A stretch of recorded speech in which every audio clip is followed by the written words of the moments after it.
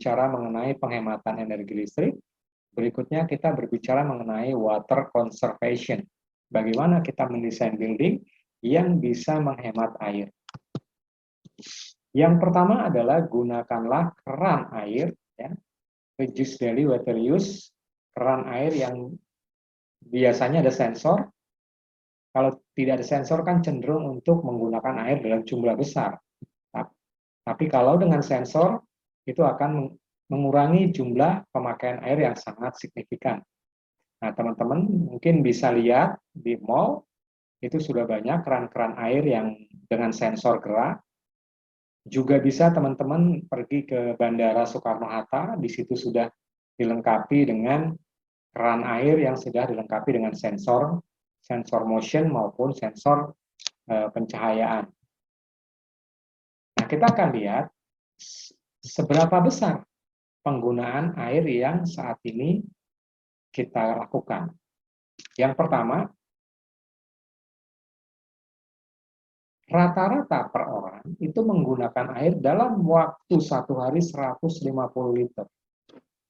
Kemudian, satu tahun 54.750 liter.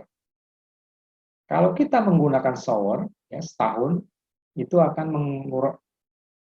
mengurangi air atau mengkonsumsi air 63.800 liter.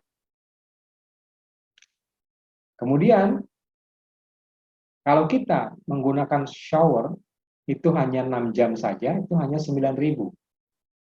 Jadi dengan penggunaan shower yang lebih singkat waktunya, penggunaan airnya akan lebih singkat. Nah, kalau kita mandi dengan bathtub, itu sekali memenuhi rata-rata itu sekitar 80 liter habis untuk mandi dengan bathtub. Kemudian di sini ada 28% water yang terbuang pada saat terjadinya untuk pencucian mobil. 28% air yang kita gunakan kalau di rumah ada mobil itu mengkonsumsi 28% dari total konsumsi air di rumah tersebut. Kemudian kalau kita menggosok gigi, itu akan mengkonsumsi 6 liter air kalau kita tidak berhemat. Kemudian di sini ada shower, ini akan lebih hemat lagi ya. Kalau kita menggunakan shower yang biasa itu 49 liter. Kemudian kalau kita menggunakan mesin cuci itu menggunakan air 65 liter. Kemudian kalau kita menggunakan dishwash tools ya, itu untuk penanak air 20 liter. Kemudian di sini ada kettle itu 67 liter ya, 67. Kemudian kalau kita membuang air besar itu menggunakan 3 liter. Nah, di sini artinya apa? Begitu konsumtifnya manusia dalam menggunakan air sehari-hari.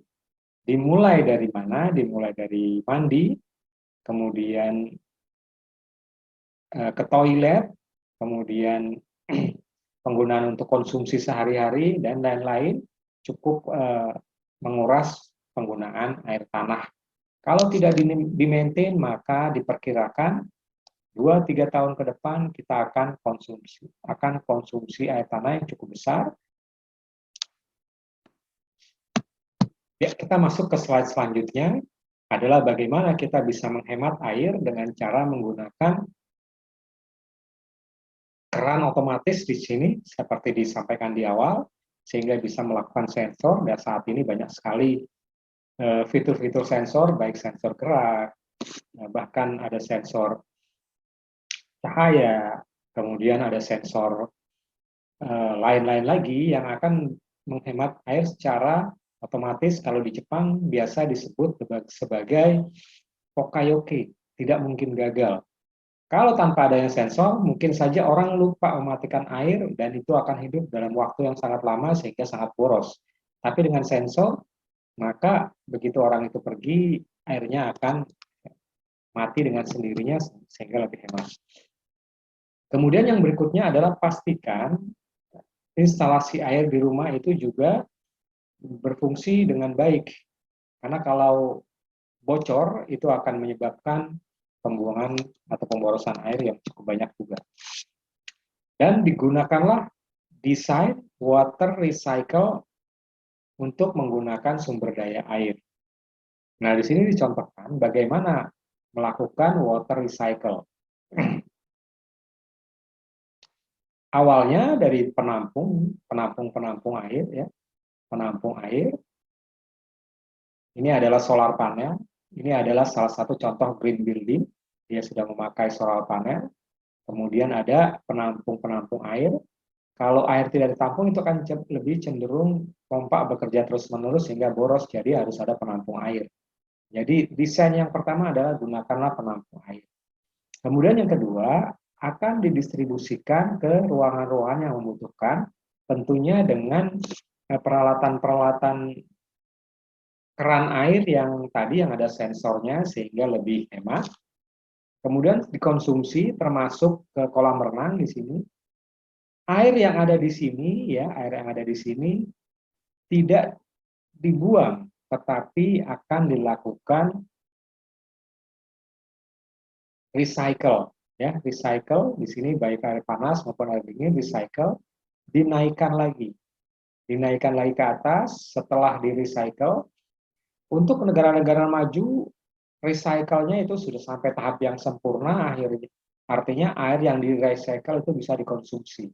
Tapi untuk negara-negara yang berkembang, yang teknologinya masih belum maju, biasanya air yang di recycle itu digunakan untuk menyiram tanaman. Sehingga air yang digunakan untuk penyiraman tanaman bukan dari air bersih, tetapi dari air hasil recycle. Limbah yang ada di sini, ya. Jadi air baik yang itu pembuangan kamar mandi maupun dapur ataupun toilet, dia akan bergabung menjadi satu dan dilakukan recycle. Tentunya ada treatment-treatment khusus supaya memenuhi kadar kualitas yang diharapkan. Nah, ini adalah sistem pemanfaatan air hujan. Kalau yang tadi adalah recycle, penggunaan air yang tidak dibuang tapi dikembalikan dan diolah lagi menjadi air yang bisa untuk digunakan kembali. Kemudian berikutnya adalah bagaimana air hujan itu juga bisa dimanfaatkan. Dibuatlah penampung bak seperti ini. Penampung bak, kemudian diberikan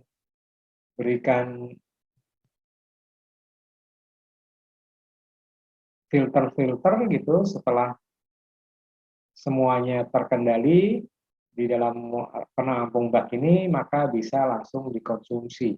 Jadi ini adalah salah satu contoh untuk menghemat air dengan menampung air hujan dan dilakukan recycle sehingga bisa dikonsumsi.